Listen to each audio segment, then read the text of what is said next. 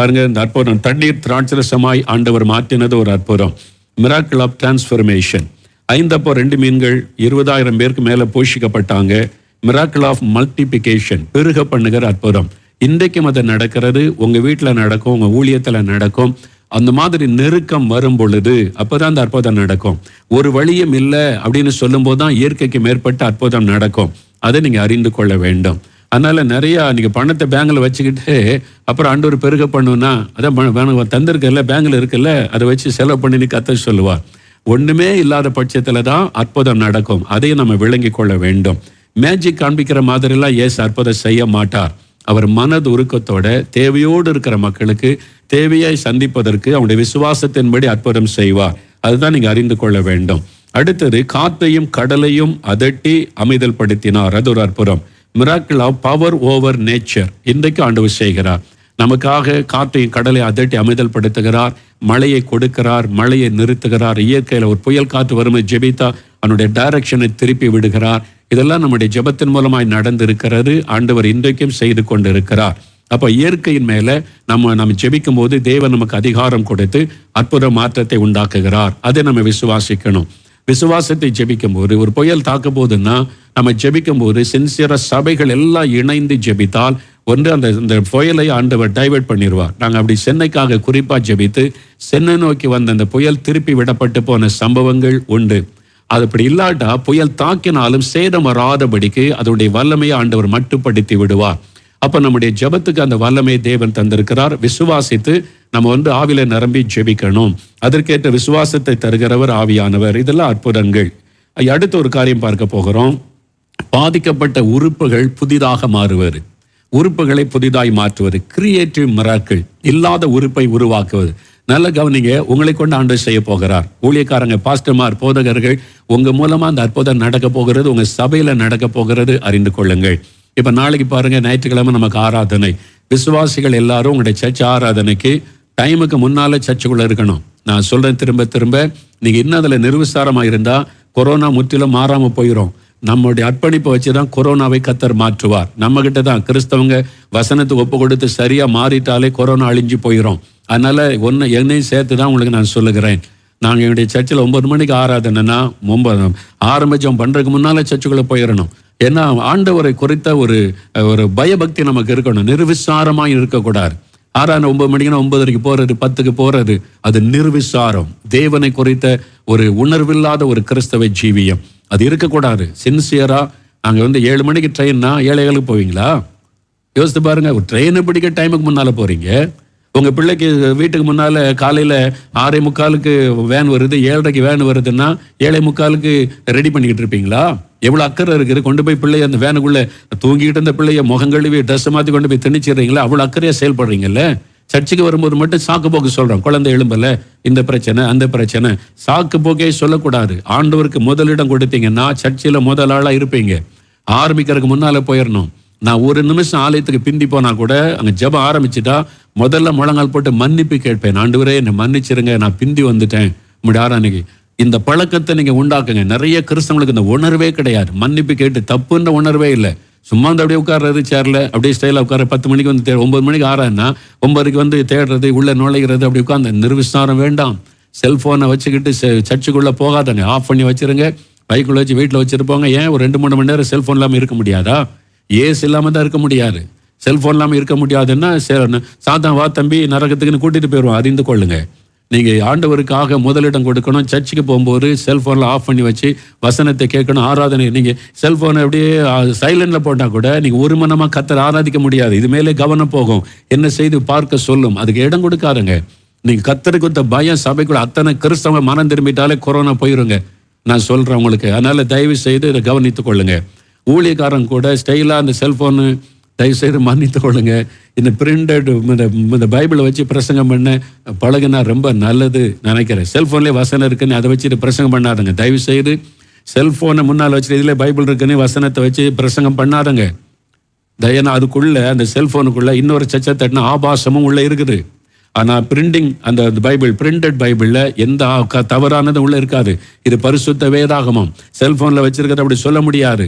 அதெல்லாம் டிராவல்ல போகும்போது நீங்க பைபிள் வாசிக்க பிரசங்க பீட்டத்தில் அதை வச்சுட்டு செல்போன் வச்சுட்டு பிரசங்கம் பண்ணாதுங்க. தயவு செய்து பிரிண்ட் உங்கள் கையில் பைபிள் இருக்கிறத சபையார் பார்த்தா தான் அவங்களும் பைபிள் கொண்டு வருவாங்க. இல்லாட்டா அவங்களும் செல்ஃபோனோட வந்து உட்காந்துட்டு எதை பார்க்குறான்னு உங்களுக்கு எப்படி தெரியும்? ஊழியக்காரர்களை தயவு செய்து இந்த காரியத்தில் மனம் திரும்பி பைபிளை கையில் தூக்க பழகுங்க.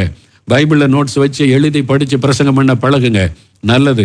எத்தனை வசதி வந்தாலும் இந்த மாதிரி பிரிண்டட் அச்சடிக்கப்பட்ட வேத புஸ்தகத்தை வச்சு தான் சபையில் பிரசங்கம் பண்ணணும். அதான் நல்லது. செல்ஃபோன் வச்சு பண்ணாருங்க, வேற வச்சு இப்போ பிரசங்க குறிப்பு வச்சு பண்ணுறாங்க. அதை நான் தப்பு சொல்லலை. ஆனாலும் இந்த பைபிள் இருக்கணும். நீங்கள் வெறும் அந்த டேப் வச்சுட்டு பிரசங்கம் பண்ணக்கூடாது. பிரிண்டட் பைபிள் கையில் இருக்கிற சபையார் பார்த்தா தான் அவங்களுக்கும் ஒரு பயம் வரும். அல்லது அவங்களும் ஆளுக்கு ஒரு டேப்பை கொண்டு வந்து எதை விளையாடுறாங்களா வசனத்துக்கான தெரியாது. நீங்களே தப்பான உதாரணம் ஆகிவிடக்கூடாது. தயவு செய்து டேபில் வச்சு ஜபக்குறை இது வச்சு கொடுங்க, பாயிண்ட்ஸ், பிரசங்க பாயிண்ட். நான் அதை குறை சொல்ல. ஆனாலும் இந்த பைபிள் கையில் இருக்கணும். கையில் வச்சு நீங்கள் பிரசங்கம் பண்ணுறதை சபையார் பார்க்கணும், பிள்ளைகள் பார்க்கணும். அப்போ தான் நீங்கள் சொல்ல முடியும் பைபிள் கொண்டு வாங்கன்னு சொல்லி. அதனால் தயவு செய்து இதெல்லாம் நீங்கள் மனதில் வைத்துக்கொள்ளணும். சரியா? நான் வந்து அமெரிக்காவுக்கு போயிருந்த போது, ஒரு முறை ஊழியத்துக்கு போயிருந்த போது சனிக்கிழமை உபவாசம் முடிஞ்சிட்டு சண்டே இந்த சர்ச்சைக்கு பென்னிகன் வர்றாரு, அமெரிக்க ஊழியக்காரர் வர்றாருன்னு சொன்னாங்க. நான் சொன்னேன், அப்போ அந்த சர்ச் ஆராதனைக்கு போகலாம், பென்னிகன் பிரசங்கம் கேட்கலான்னு சொல்லி அங்கே அமெரிக்காவில் சான் பிரான்சிஸ்கோவில் அந்த சர்ச்சுக்கு போன பெரிய சர்ச்சு. அப்போ நாங்கள் போயிருந்தோம். அந்த பிரசங்கத்தை உட்காந்து பார், ஒரு நல்ல வசனத்தை எடுத்து கையில் பைபிள் வச்சிருப்பார் பார்த்தீங்களா, வசனத்தை வச்சு பிரசங்கம் பண்ணார்.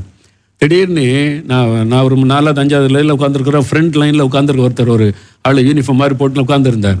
அவர் கேட்டார் ஸ்டேஜில் இருந்து, வேர் இஸ் யுவர் பைபிள் அப்படின்னார். சபையாரே பார்க்குறாங்க, டிவியில் ரெக்கார்ட் ஆகுது. மேடையில் இருந்துட்டு பென்னிகன் கேட்குறாரு, வேர் இஸ் யுவர் பைபிள் அப்படின்னா பைபிள் வச்சு பிரசங்கம் பண்ணிட்டார். அவர் சொன்னார், ஐம் அஷர் அப்படின்னார். அஷர்னா வாலண்டியரில் சபையில் உட்கார வைக்கிற செய்கிறாங்க. அஷர்னா பைபிள் கொண்டு வரக்கூடாதா? அவர் சொன்னார், ஏன் சபையாக இருந்தால் அவனை வெளியே அனுப்பிடுவேன் அப்படின்னார். ஓப்பனாக பேசினார். பைபிள் கொண்டு வராமல் நீ என்ன அஷர் அப்படின்னு கேட்டார். உண்மையில்லை, நான் நேரில் பார்த்தேன், அப்படி பேசினார். பைபிள் கையில் இல்லாமல் நீ என்ன அஷர், நீ என்ன வாலண்டியர்னு கேட்டார். நான் ஏன் சர்ச்சா இருந்தவனை வெளியே அனுப்பிடுவேன் அதே வார்த்தை சொன்னார். நடுங்கி போனார். அப்படியே அமெரிக்காவில் நான் இருந்த அந்த சர்ச்சில் கேள்விப்பட்டதில் பார்த்தது. அன்றைக்கி தான் அவரை போய் சந்திக்க எனக்கு ஒரு வாய்ப்பு ஆண்டவர் கொடுத்தார். அவரோட பேச ஜெபித்துக்கொள்ள ஒரு வாய்ப்பு கொடுத்தார். எதுக்கு நான் சொல்கிறேன்னு சொன்னால், வசனம் ரொம்ப முக்கியம். அதனால் ஊழியக்காரர்கள் பைபிளை பயன்படுத்துறதுல கவனமாக இருக்கணும். நீங்கள் எத்தனை மாடர்னாக என்னென்ன கருவி வந்தாலும் இந்த பிரிண்டட் பைபிள் நம்ம கையில் இருக்கணும். சபையார் பார்க்கணும். அதனால் பைபிள் கொண்டு போங்க, சர்ச்சுக்கு டைமுக்கு போயிருங்க.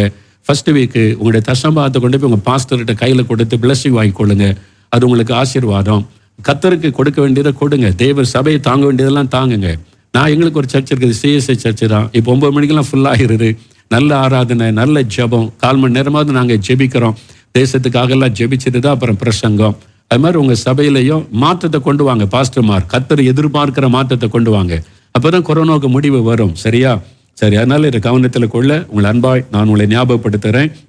சரி, இப்போ பாதிக்கப்பட்ட உறுப்புகளை ஆண்டவர் புதிதாக்கினார். அதாவது கிரியேட்டிவ் மிராக்கிள், இல்லாத உறுப்பை உருவாக்குவது. இயேசு செய்த நிறைய அற்புதங்கள் பைபிளில் பார்த்தீங்கன்னா, மத்தேயு 8ஆம் அதிகாரம் 1-3 பார்க்கும்போது ஒரு குஷ்டரோக வியாதி கொண்ட மனுஷன் வருகிறான்.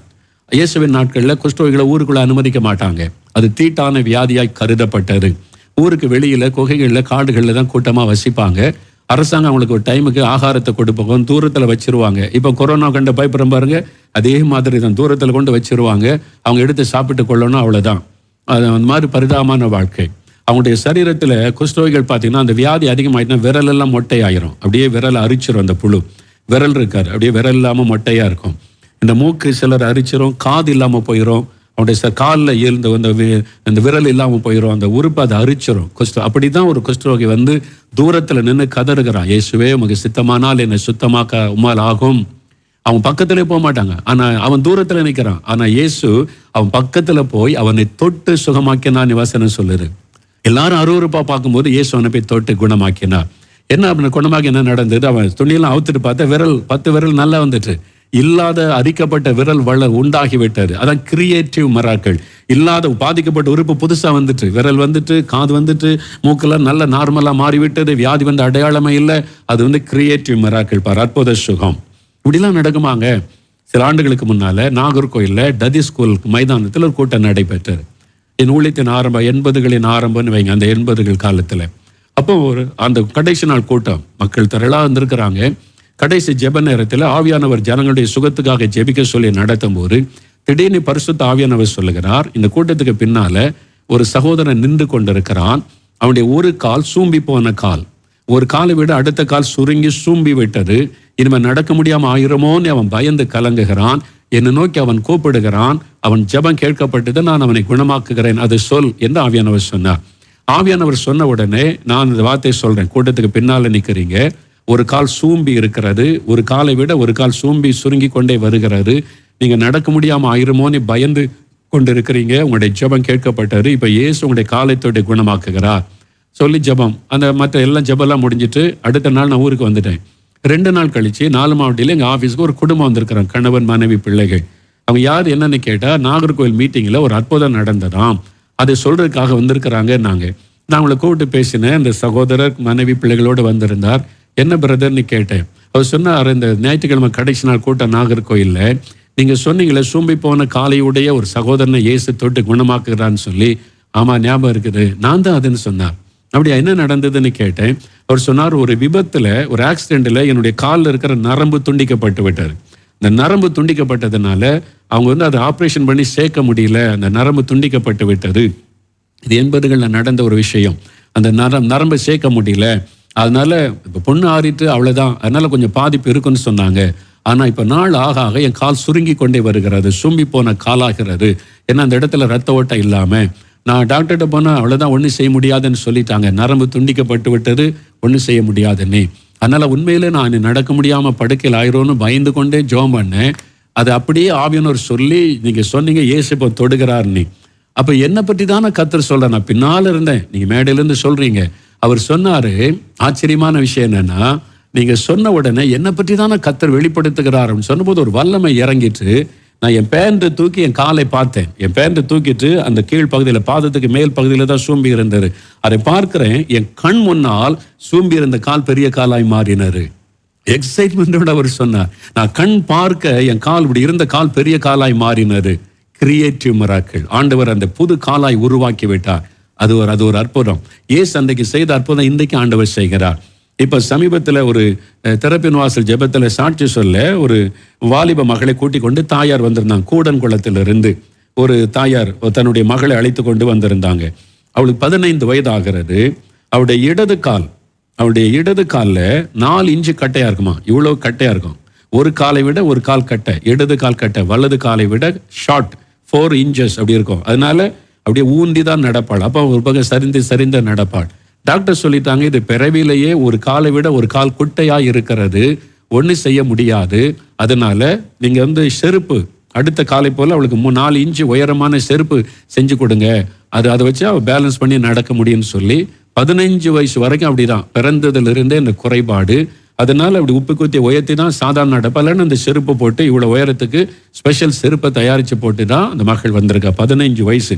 இந்த தாயாருக்கு எப்படி இருந்திருக்கு பாருங்க. நாளைக்கு இந்த பிள்ளையோட எதிர்காலம் அதெல்லாம் யோசிப்பாங்கல்ல.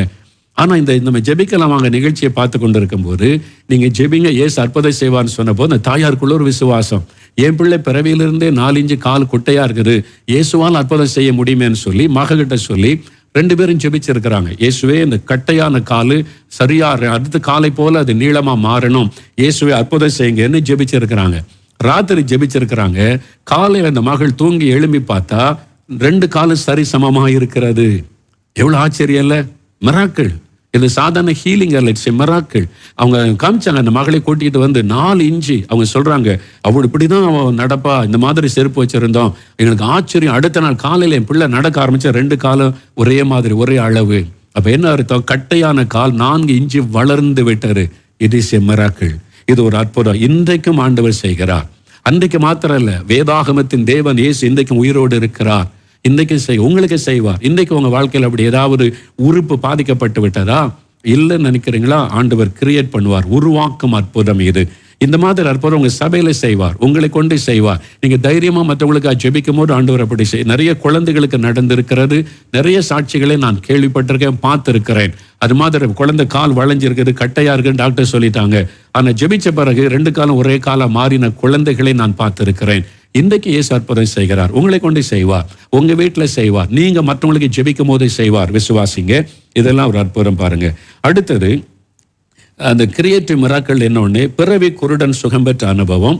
யோவான் 9ஆம் அதிகாரம் 1-7 வசனத்துல, பிறவிலேயே ஒரு மனுஷனுக்கு கண்ணு தெரியாது. பிறவிலேயே குருடுன்னா அந்த கண்ணு இந்த நார்மல் கண்ணா இருக்காது. சிலருக்கு ஒரு கண்ணை இருக்காது, சுருங்கி போய் இருக்கும், அப்படியே மூடி இருக்கும். அந்த கண் தெரியாதவங்கள பாருங்க, இடையில கண் பார்வை போனா கண்ணு புதுசாவே தெரியும், ஆனா பார்வை இருக்காது, உள்ள நரம்பு பாதிக்கப்பட்டா. பிறவிலேயே குருடுன்னு சொன்னா அந்த கண்ணுல வித்தியாசமா இருக்கும், சுருங்கி போய் அந்த விழி, கருப்பு விழி எல்லாம் தெரியாது, அப்படிதான் இருக்கும். இந்த பிறவிலேயே குருடன், பிறக்கும் போதே அப்ப கண்ணை இருந்திருக்காது, அந்த கருப்பு விழி எல்லாம் இருந்திருக்காது, அப்படியே தடவிட்டே இருந்திருக்கிறான். அப்போ இயேசு அவனுக்கு ஒரு அற்புதம் செய்கிறார். ஆண்டவர் துப்பி சேற்றை பூசி அவனுடைய கண்ணில் சீலவன் குளத்தில் போய் கழுவுன்னு சொன்னார். அவன் போய் கழுவுனா கண் உருவாகி விட்டது. It's a creative miracle. இல்லாத கண் உருவாகி விட்டது. அந்த அற்புதத்தை நம்ம பார்க்கிறோம். இப்போ அது மாதிரி ஆண்டவர் உங்களுக்கு கூட ஏதோ ஒரு உறுப்பு இல்லை, அதனால சரீரத்தில் பாதிப்பு, பிறவி குறைபாடு, இயேசு அற்புதம் செய்தருவார். அதான் ஒரு சாட்சி கேட்டீங்களா, ஓசூர்ல இருந்து ஒரு பிரதர் 50 வயசுக்கு மேல ஆயிற்று, மாறு கண்ணு நம்மளை போல இருக்காரு, மாறு கண்ணாக இருந்தது. அது மாறு கண்ணால பிறவிலேயே அந்த குறைபாடுனால டாக்டர்ஸ் குணமாக்க முடியாதுன்ட்டாங்க. அதனால கண் கருப்பு விழி விலகி இருக்கும், மாறு கண் எல்லாம் பார்த்தாலே தெரியும். 50 வயசுக்கு மேல ஆயிட்டது. ஆனா ஒரு விசுவாசத்தோட ஜெபிச்ச உடனே மாறு கண் நல்ல கண்ணாய் மாறிவிட்டது. புது கண்ணாக தேவன் உருவாக்கி விட்டார். Creative miracle. என் 14 வயசுல என்னுடைய இருதயம் பல்ஜ் ஆகிட்டு, இருதயம் பாதிக்கப்பட்டுட்டு, இருதயம் என்ன எப்போ வேணாலும் இருக்கலாம். ஸ்பெஷலிஸ்ட் பார்த்துட்டு சொன்னாங்க, இனி ரொம்ப நாள் தாங்காது, ஹார்ட் கம்ப்ளீட்லி டேமேஜ்னு சொல்லிட்டாங்க. கம்ப்ளீட் டேமேஜ் முடிந்ததுன்னு. நான் உயிர் இழுத்த ஒரு மாதிரி மூச்சு விட கஷ்டம், அதாவது மரணம் நெருங்கி கொண்டிருந்த சமயம் நான் சொன்ன ஒரு சகோதரி ஜெபித்த போது இயேசு தொட்ட உடனே என் இருதயம் புது இருதயமாய் மாறிவிட்டார். It's a creative miracle. புது இருதயத்தை ஆண்டவர் சிருஷ்டித்து விட்டார். உங்களுக்கு செய்வார். கிட்னி பாதிக்கிட்டா, கல்லீரல், லிவர், லங்ஸ், கர்ப்பப்பை, ஆண்டவர் அதை புதிதாய் மாற்ற வல்லமை உள்ளவர். அதனால நீங்க விசுவாசிங்க. நீங்க ஜெபிக்கும் போது அந்த அற்புதம் இயேசு செய்வார். இன்றைக்கும் அவர் செய்கிறார். உங்க ஜெபத்து மூலமா மற்றவங்களுக்கும் செய்வார். 3வது, மரித்த சரீரம் உயிர் பெற்று எழும்பின அற்புதம். புது சரீரத்தை ஆண்டவர் தருகிறார். மரித்தவங்களை உயிரோடு எழுப்புவது மிராக்கிள். அது வெறும் ஹீலிங் கிடையாது, மிராக்கிள். மத்தேயு மார்க் 5ஆம் அதிகாரம் 38 43 வரை வாசிக்கும் போது, யவீருவின் மகள், ஒரு சிறுபெண், 12 வயசு சிறுபெண், அவள் மரித்து சில நிமிட நேரம் கழித்து இயேசு உயிரோடு எழுப்பினார். அது எழுதப்பட்டிருக்கிறார். மரித்து சில நிமிட நேரம் கழிச்சு, அவர் வருகிற வழியில மரிச்சிட்டா, வந்து இயேசு உயிரோடு எழுப்பிட்டார். அதே மாதிரி லூக்கா 7ஆம் அதிகாரம் 11 16 வரைக்கும் வாசித்தீங்கன்னா, நாயின் என்ற ஊருக்கு இயேசு போன போது விதவையின் மகன் மரித்து விட்டான். அவனை அடக்கம் பண்ண கொண்டு போறாங்க. சில மணி நேரங்கள் ஆகிவிட்டது. முதல் சின்ன பிள்ளையே சில நிமிட நேரத்தில் உயிரோடு எழுப்பினார். சில மணி நேரம் கடந்து அவனை வச்சு இப்ப அடக்கம் பண்ண கல்லறைக்கு கொண்டு போகிற வழியில இயேசு அவனை உயிரோடு எழுப்பினார், ஒரு வாலிபனை. அது எழுதப்பட்டிருக்கிறது. அப்புறம் யோவான் 11ஆம் அதிகாரம் வாசிக்கும் போது, மரித்து அடக்கம் பண்ணப்பட்டு 4 நாள் கழிச்சு அவனை ஆண்டவர் உயிரோடு எழுப்புகிறார். After 4 days. அப்ப 4 நாள் கழிச்சு உயிரோடு எழுப்புகிறார். இது எவ்வளவு பெரிய அற்புதம் பார்த்தீங்களா? அப்போ இன்றைக்கும் ஆண்டவர் அப்படி செய்ய வல்லவராய் இருக்கிறார். விசுவாசிக்கிறீங்களா? 2 அற்புதத்தை உங்களுக்கு சொல்றேன். உங்களுடைய விசுவாசம் பலன் அடைய. அப்புறம் நாம் இதுக்காக விசேஷமா ஜெபிக்க போறோம். சரியா? ஒன்று, குஜராத்ல நண்பர் சுவிசேஷ ஜெபக்குழு மூலமா அங்குள்ள ஆதிவாசி மக்கள் மத்தியில் ஊழியம் செய்கிற ஆர்தர் ஜெபராஜ் என்கிற ஒரு அருமையான மிஷனரி இருக்கிறார். அவருடைய ஃபீல்டில், அவர் ஊழியம் செய்த பகுதியில் நடந்த ஒரு உண்மை சம்பவம், அதை தான் நான் உங்களுக்கு சொல்ல போறேன். என்னன்னு சொன்னா, சில ஆண்டுகளுக்கு முன்னால அவங்க போய் சுவிசேஷம் அறிவித்து ஒரு கிராமத்திலிருந்து சில குடும்பங்கள் இயேசுவை ஏற்றுக்கொண்டாங்க. அதுல ஒரு குடும்பம், ஏழை குடும்பம். அவருக்கு மனைவி, ஒரு பெண் பிள்ளைகள், ஒரு 3 பெண் பிள்ளைங்க, ஒரு பையன். அது மாதிரி பெண் பிள்ளைகள் தான் அதிகம். கடைசியாக பிறந்தது ஒரு பையன். அவனுடைய பெயர் கிசான். அந்த பையனை, ஒரே பையன், மற்றெல்லாம் பொம்பளை பிள்ளைங்கள்ல, அதனால அவனை ரொம்ப செல்லமா வச்சிருந்தாங்க வீட்டில். அவர் கூலி வேலை செய்கிறவர். திங்கக்கிழமை கூலி வேலைக்கு போனா டவுன்ல போய் கட்டடங்களை வேலை செய்து கூலி வாங்கி கொண்டு சனிக்கிழமை வருவார். ஞாயிற்றுக்கிழமை சர்ச்சுக்கு போவாங்க. பக்கத்து கிராமத்துல மிஷினரிகள் நடத்தல ஆராதனைக்கு போயிட்டு வருவாங்க. இயேசு மேல ரொம்ப விசுவாச அன்பா இருக்கிற குடும்பம். அந்த கிராமத்திலே சில குடும்பம் தான் இயேசு ஏற்றுக்கொண்டிருந்தாங்க. அதுல இந்த குடும்பமும் ஒன்று. ஒரு நாள் அந்த ஸ்கூல் விடுமுறை நாட்கள், மத்தியானம் சாப்பிட்ட பிறகு கிசான் சின்ன பையன்ல, அவன் சொன்னா, பையங்கள்லாம் விளையாடுறாங்க கிராமத்துல, ஒண்ணா நாங்கள் விளையாட போறேன்னு சொன்னோன்னே சரின்னு அனுப்புனாங்க. அந்த கிராமத்து பிள்ளைகளோட பையன்களோட விளையாடினான். அந்த ஊர்ல ஒரு பெரிய குளம் இருக்கிறாரு. குளத்துல நீச்சல் அடிச்சு விளையாடலான்னு சொல்லி எல்லாரும் குளத்துக்குள்ள இறங்கிட்டாங்க. குளத்துக்குள்ளே நீச்சல் அடிச்சு பிடிச்சு விளையாடுவாங்க. எங்க ஊர்ல நான் அந்த வாய்க்கால தான் நீச்சல் பழகினேன். எங்க ஊர்ல சின்ன வயசுல நாங்க ஒரு நாள் லீவு நாள் வந்துட்டா 3 வேளை குளிக்க வந்துடுவோம் வாய்க்காலுக்கு, சின்ன வயசுல. அப்ப அதுல விளையாடுவது, தொட்டு பிடிச்சு விளையாடுறது தண்ணிக்குள்ள, அதெல்லாம் நாங்க செய்திருக்கிறோம். தான் ஞாபகத்துக்கு வந்தது. அது மாதிரி இந்த பிள்ளைகள் விளையாடி இருக்கிறாங்க. தண்ணியில நீச்சல் அடிச்சு தொட்டு பிடிச்சு விளையாடுறது. அது மாதிரி முங்கு நீச்சல்ல போயிடுவாங்க, கண்டுபிடிச்சு தொடணும்.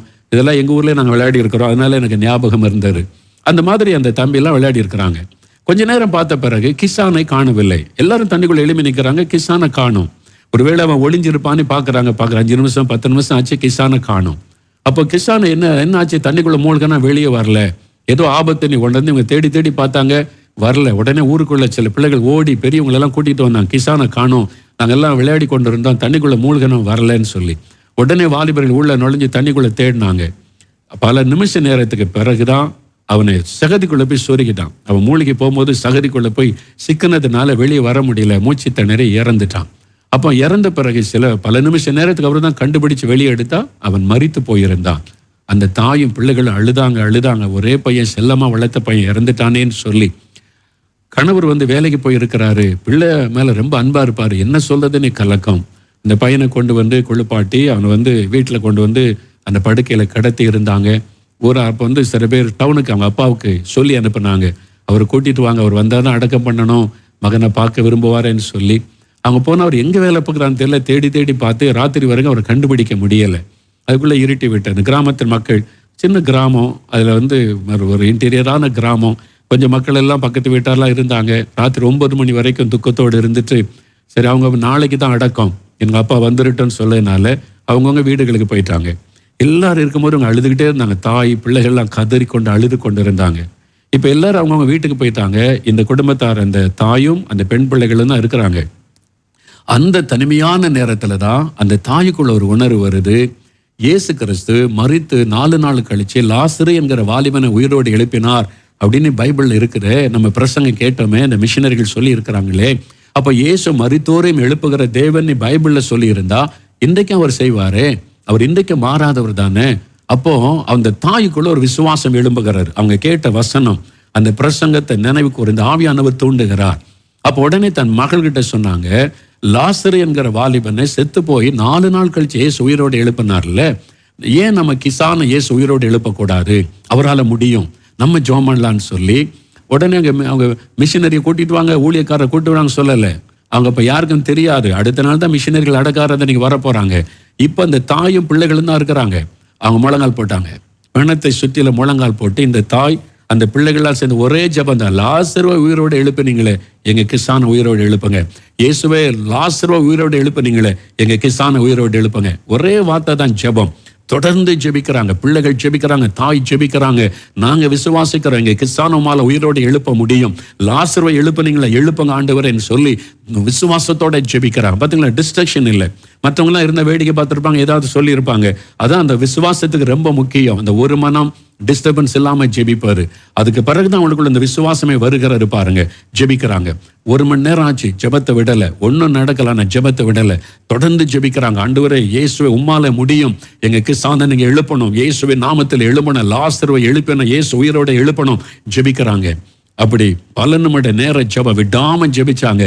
தேவன் அதை கவனித்தார். என் பிள்ளைங்க ஜெபிக்கிறாங்க, அந்த தாய் என் மேல எவ்வளவு விசுவாசம் வைத்து ஜெபிக்கிறாங்க. லாசரு கல்லறை முன்னா போன போது அந்த குடும்பத்தார் ஊரார் யாருமே விசுவாசிக்கல. இயேசு தன்னுடைய விசுவாசத்தை வச்சுதான் அவனை உயிரோடு எழுப்பினார். இங்க இவங்க விசுவாசிக்கிறாங்களே, ஆண்டவர் விசுவாசத்தை கனப்படுத்துகிற தேவன் ஒரு அற்புதம் செய்ய தீர்மானம் பண்ணினார். பாருங்க, ஜெபித்து கொண்டே இருந்தாங்க. கிசானுக்குள்ள உயிர் வந்து விட்டாரு. எழும்பி உட்கார்ந்தான், அம்மான்னு சொன்னான். எப்படி இருந்திருக்கும் எக்ஸைட்மெண்ட் பாருங்க.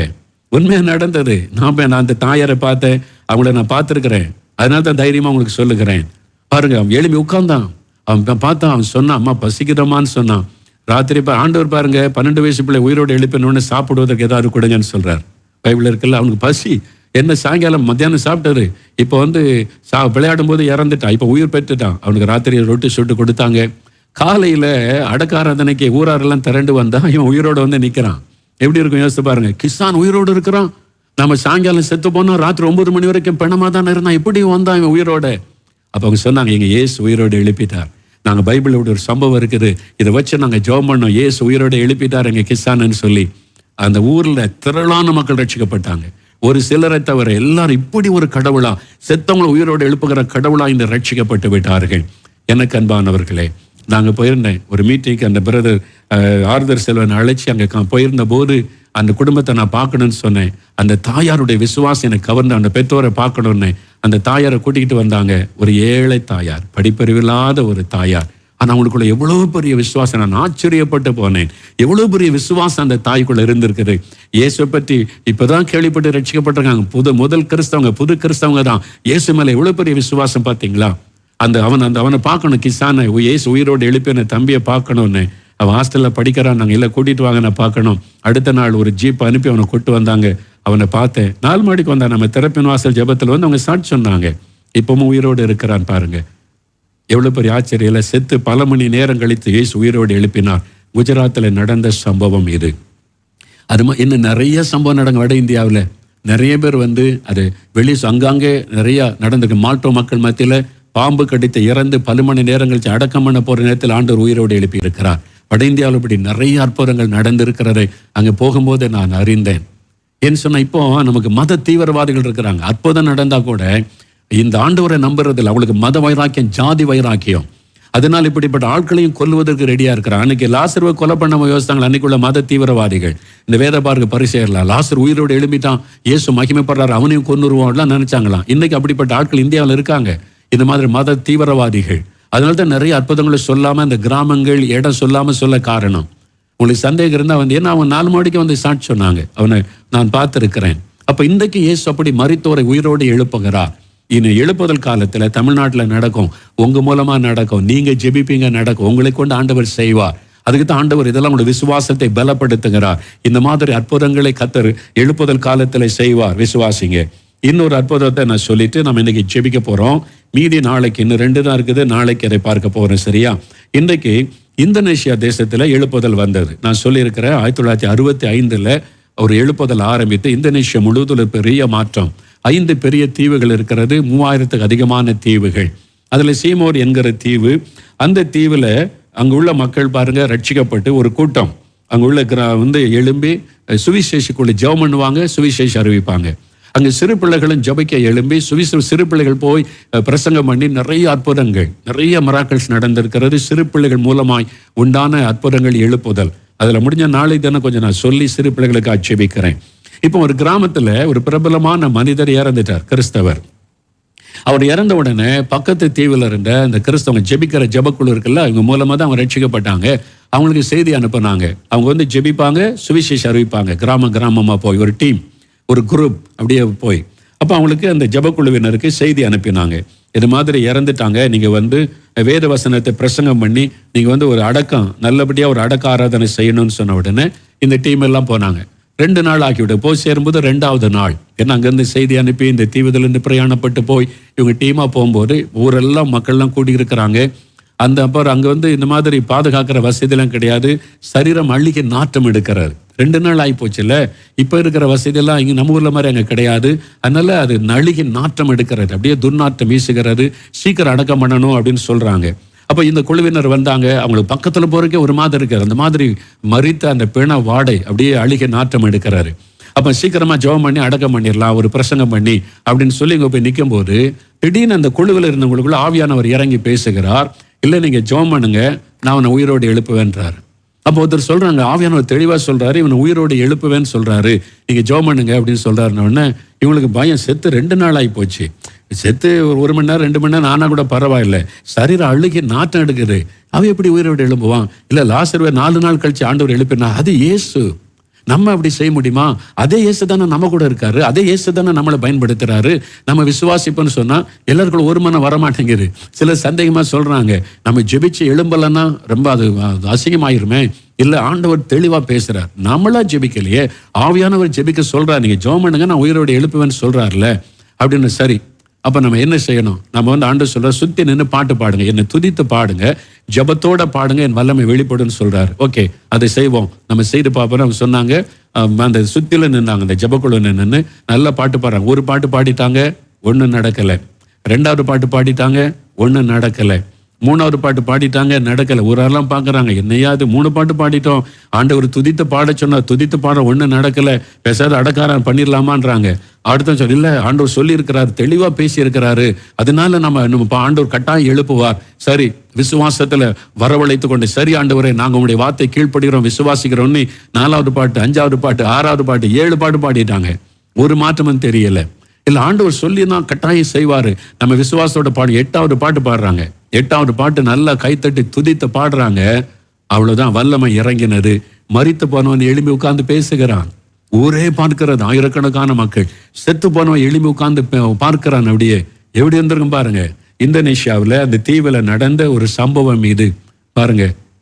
அப்ப ஊரார் முழுவதும் பார்க்கறாங்க. வந்திருந்தவங்க எல்லாம் அவன் எழும்பி சொன்னா, மோட்சம் நரகம் இருப்பது உண்மை, நாங்க போயிட்டு வந்திருக்கிறேன், நான் மோட்சத்துக்கு போனேன், ஆண்டவர் இயேசுவை பார்த்தேன், நரகம் இருக்கிறதே ஆண்டவர் என்னை காமிச்சாரு, இப்ப நீங்க ஜெபித்ததுனால எனக்கு உயிர் வந்து விட்டது என்று சொல்லி அவன் சாட்சி சொல்லி, அதனால அன்றைக்கு 21,000 பேர் 21,000 இயேசுவை ஏற்றுக்கொண்டாங்க. அந்த சுற்று வட்டாரம் எல்லாம் செய்தி பரவி வந்துட்டாங்க.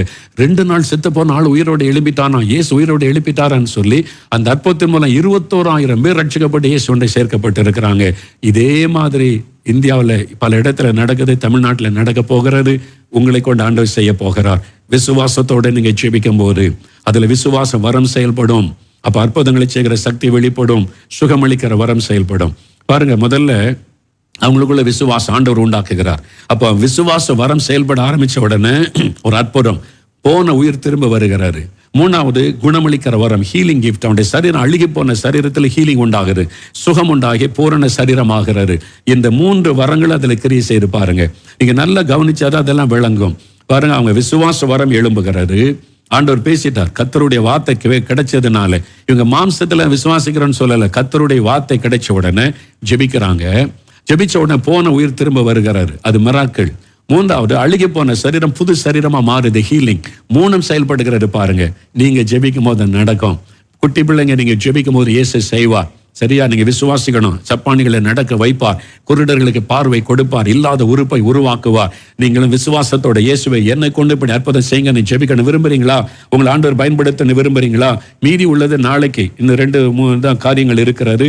நாளைக்கு அதை சொல்லி ஜெபம் பண்ண போகிறோம். இப்ப எல்லாரும் எழுப்பி நில்லுங்க, ஜெபிக்கலாம். இப்ப அந்த வல்லமை வர, ஆண்டவரே என் மூலமா உங்க வல்லமை வெளிப்படணும்ப்பா, எனக்கு உங்களுடைய வல்லமையை தாங்க, அந்த அபிஷேகத்தை தாங்க, வரங்களை எனக்கு தாங்க. இந்த சுகமளிக்கிற வரம், அற்புதங்களை செய்யற சக்தி, குணமாக்கும் வரங்கள், வெளிப்பாட்டு வரங்கள்லாம் எனக்கு வேணும். நான் இயேசுவை அறிவிக்கணும், சுவிசேஷத்தை சொல்லணும், இயேசு உயிரோடு இருக்கிற ஆண்டவர் என்று நிரூபித்து காண்பிக்கணும். அதன் மூலமா நிறைய ஜனங்கள் ரட்சிக்கப்படணும், இயேசுவை மகிமைப்படுத்தணும். பாருங்க, இந்த அற்புதத்தை அந்த புஸ்தகத்துல வாசித்த போது யாருடைய பெயரும் அதுல இல்லை, எல்லாமே குழு, டீம் ஒர்க். நீங்களும் பிள்ளைகள் குழுவா ஜெபம் பண்ணுங்க. 10 பேர் 15 பேர் சேர்ந்து டீம் ஒர்க் பண்ணுங்க, டீமா ஜெபம் பண்ணுங்க, குழுவா ஜெபிங்க, குழுவா போய் சுவிசேஷம் அறிவிங்க, குழுவாய் போய் மற்றவங்களுக்கா ஜெபம் பண்ணுங்க. அப்ப என்ன நடக்குன்னா, நாங்க ஒரு டீமா போய் ஜெபிச்சோம், இயேசு அற்புதம் செய்தார், மகிமை இயேசுக்கு மாத்திரம் போகும். தனிப்பட்ட ஆள் முக்கியம் கிடையாது, மோகன்லாஸ் முக்கியம் கிடையாது. மோகன்லாஸ் ஜெபிச்ச அற்புதம் நடந்து, மோகன்லாஸ் ஜெபிச்ச அற்புதம் நடந்து, இதெல்லாம் நீ மறைந்து ஜெபத்தை கேட்டு இயேசு அற்புதம் செய்கிறார் என்கிறதா வரணும். அதுக்கு தான் இந்த டீம் ஒர்க். நீங்க குழுவா எழும்பணும். அதுக்கு தான் ஆண்டவர் உங்களோட பேசுகிறார். இந்தோனேஷியாவில் யாருடைய பேருமே அதுல இல்ல, டீம், ஒரு ஜெபக்குழு, சிறுவர் ஜெபக்குழு, பெரியவங்க டீமா போய் ஊழியம் செய்து அற்புதம் நடந்தது. நீங்கள் ஒரு குழுவா ஜெபிங்க, குழுவா போய் சுவிசேஷம் அறிவிங்க, குழுவா போய் மற்றவங்களுக்கு ஜெபிங்க, அற்புதம் நடக்கும். பாஸ்டர்மார் உங்களுடைய டீம் ஊழியர்களுடைய சபையில டீமை எழுப்புங்க, உற்சாகப்படுத்துங்க. அவங்க மூலமா அற்புதம் நடந்தா பிரிஞ்சு போயிருவாங்களோ வருத்தமே படா, இயேசு மகிமைப்பட்டா போறோம், அப்படி போக மாட்டாங்க. நீங்க உற்சாகப்படுத்துங்க, அற்புதமா ஆண்டவர் உங்களை பயன்படுத்துவார்னு சொல்லுங்க. குழுவா அனுப்புங்க, வெளியில போய் சுவிசேஷம் அறிவிக்கட்டும், மற்றவங்களுக்காக ஜெபிக்கட்டும், ஆஸ்பத்திரியில் போய் ஜெபிக்கட்டும், வியாதிஸ்தருக்கு ஜெபிக்கட்டும், அற்புதம் நடக்கும், இயேசுவின் நாமம் மகிமைப்படும், திரள் கூட்ட மக்கள் ரட்சிக்கப்படுவாங்க. எல்லாம் எழுப்பி நில்லுங்க, நம்ம இப்ப ஜெபிக்க போறோம், பாடல் பாடி ஜெபிக்க போறோம். ஆண்டவரே உம்முடைய வல்லமை எனக்கு வேணும், இந்த மாதிரி வல்லமையின் வரம் எனக்கு வேணும். குட்டி பிள்ளைகள் விரும்புறீங்களா? வாலிபர்கள் விரும்புறீங்களா? இயேசு தன் வல்லமையை கொடுக்க விரும்புகிறார். என் மகனே, உனக்கு தான் இந்த வரம், உனக்கு தான் இந்த வரம் மகளே. அந்த ஊழியக்காரங்களுக்கு மட்டும் கிடையாது, விசுவாசிகளுக்கே கொடுத்தா ஊழியக்காரர்களுக்கு தந்திருப்பார்ல, உங்களுக்கு தந்துட்டாரு. நீங்க அழைக்கப்படும் போதே வரம் தந்துட்டாரு. முதல்ல அதை விசுவாசிங்க. எனக்கு இந்த வரங்களை தந்து விட்டதற்காக ஸ்தோத்திரம். என்னை நீ பயன்படுத்த அனல் மூட்டி எழுப்புங்க. நீங்க ஊழியத்துக்கு எப்ப அழைக்கப்பட்டீங்களோ அப்பவே அந்த ஒரு 9 வரத்தையும் தந்து விட்டார். நீங்க அனல் மூட்டி எழுப்புங்க, விசுவாசத்தோடு சொல்லுங்க, என்னை கொண்டு அற்புதம் செய்யும். உங்க ஆராதனையில ஜெபம் பண்ணுங்க. அதுக்காக எங்க சர்ச்சில் மாசத்துல ஒரு நாள் ஹீலிங் சர்வீஸ்னே வைக்கிறோம். வர ஊழியக்காரங்க வந்து வியாதிஸ்தருக்காக ஜெபிக்கணும். நிறைய பேர் சுகமாகறாங்க, எண்ணெய் பூசி ஜெபிப்பாங்க. சர்ச்சுக்குள்ள அடையாளம் அற்புதம் நடக்கணும். இயேசு உயிரோடு இருக்கிறார் என்பதை நிரூபிக்கிறதுக்கு தான் சபைகள். வெறுமனே உட்கார்ந்து ஆண்டு வந்து பாரம்பரியம் ஆராதனை பாடம் நடத்திட்டு போறதுக்கு அல்ல. இயேசு இந்த சர்ச்சில் இருக்கிறார், எங்களோடு இருக்கிறார், நாங்க ஆராதிக்கிற இயேசு உயிரோடு இருக்கிறவர் என்பதை சபையில நிரூபிக்கணும். எல்லாரும் எழுமினங்க, எல்லாரும் ஜெபிக்க போறோம். எல்லாம் கைத்தட்டி பாடி, ஆண்டவரே இந்த வல்லமை வரத்தை தாங்க. 5 நிமிடம் கருத்தா ஜெபிக்கலாமா? கண்களை மூடுங்க. பெரிய சிறு பிள்ளைகள், வாலிபர்கள், பாஸ்டர்மார், ஊழியர்கள் எல்லாரும் ஜெபம் பண்ணுங்க. ஆண்டவரே என்ன பயன்படுத்துங்க, எனக்கு அந்த வல்லமை தாங்க, வரம் தாங்க, எனக்கு அந்த விசுவாசம் வரத்தை தாங்க, அந்த சுகமளிக்கிற வரத்தை தாங்க, அற்புதங்களை செய்கிற சக்தியை தாங்க. நான் இயேசுவை மகிமைப்படுத்தணும், இயேசுவை பிரஸ்தாபப்படுத்தணும்னு கேளுங்க. Thank you Lord. ஒளிந்திடும் வல்லமை, உன்னதத்தின் வல்லமை, ஆவியின் வல்லமை, அக்கினியின் வல்லமை. ஒளிந்திடும் வல்லமை, உன்னதத்தின் வல்லமை, ஆவியின் வல்லமை, அக்கினியின் வல்லமை. வல்லமை தேவை தேவா, வரங்களை தாரும் தேவா. தேவை தேவா, அதை இப்போ தாரும் தேவா. வரங்களை தாரும் தேவா, இப்போ தாரும் தேவா. மாம்சமான யாவரும் மேலும் ஆவியை ஊற்றும், வாலிபர்கள் மேலே, சிறு பிள்ளைகள் மேலே ஆவியை ஊற்றும், சகோதரர்கள் மேலே, சகோதரிகள் மேலே ஆவியை ஊற்றும், வயதான தகப்பனார் தாயார் மேலே வல்லமை வரங்களினால் நிரப்பும், ஊழியர்கள் மேலே உம்முடைய அபிஷேகத்தின் வல்லமை இறங்கட்டும். பயன்படுத்துங்க, வல்லமையினாலே நிரப்புங்க ஆண்டவரே, நிரப்புங்க ஒவ்வொருவரையும். ஆமென், ஆமென், ஆமென் ஆண்டவரே. இப்பொழுதே வல்லமை இறங்கட்டும், வரங்களினால் நிரப்பும், அக்னியினால் நிரப்பும், ஒவ்வொருவரையும் பலப்படுத்தும், வல்லமைப்படுத்தும், நிரப்புங்க ஆண்டவரே. அக்னியாய் வல்லமை இறங்கட்டும், வரங்களினால் நிரப்பும். ஆமாண்டவரே, பெந்தேகோஸ்தே நாளை போல உம்முடைய வல்லமையின் முழக்கம் உண்டாகட்டும். இவங்களை வல்லமையினாலே நிரப்புங்க, வரங்களினால் நிரப்புங்க, வல்லமை வரங்களை தாங்க ஆண்டவரே. இவங்களை பயன்படுத்துங்க ஆண்டவரே. Thank you Lord, thank you Lord, thank you Lord. உமக்கு நன்றி ஆண்டவரே. ஹalleluya, உமக்கு நன்றி. Thank you my Jesus. நிரப்புங்க ஆண்டவரே, நிரப்புங்க ஆண்டவரே. Yes Lord, உமக்கு நன்றி. இயேசுவின் நாமத்தினால் வல்லமையினாலும் வரங்களினாலும் அவளை நிரப்புங்க ஆண்டவரே. Thank you Lord, உமக்கு நன்றி, நன்றி, நன்றி, நன்றி. நிரப்புகிறதற்காய் நன்றி, அக்கினி இறங்குகிறதற்காய் நன்றி, வல்லமை வரங்களை தருகிறதற்காக நன்றி. நிரப்புங்க ஆண்டவரே, இப்பொழுதே நிரப்பும். வாய் திறந்து துதிக்க ஆரம்பிங்க. பெற்றுக்கொள்றீங்க. சின்ன பிள்ளைகள் பெற்றுக்கொள்றீங்க, வாலிப தம்பி பெற்றுக்கொள்ளுகிறாய், வாலிப மகளே வரங்களை பெற்றுக்கொள்ளுகிறாய். ஹalleluya, ஊழியர்கள் பெற்றுக்கொள்றீங்க. வாய் திறந்து ஆண்டவரை துதிங்க. Thank you Lord, உமக்கு நன்றி, நன்றி, நன்றி. Amen Lord, amen Lord. நிரப்புங்க, ஒவ்வொருவரை நிரப்புங்க, ஆவியினால் நிரப்புங்க தகப்பனே, ஒவ்வொருவரை நிரப்புங்க ஆண்டவரே. இங்க இருக்கிற சின்ன பிள்ளைகளை நிரப்புங்க, வாலிபர்களை வல்லமையினால் வரங்களினால் நிரப்புங்க, ஒவ்வொரு ஊழியர்களை வல்லமையினால் வரங்களினால் நிரப்புங்க ஆண்டவரே. ஒவ்வொரு ஆராதனையிலும் அற்புதங்கள், அடையாளங்கள் நடக்கணும் ஆண்டவரே.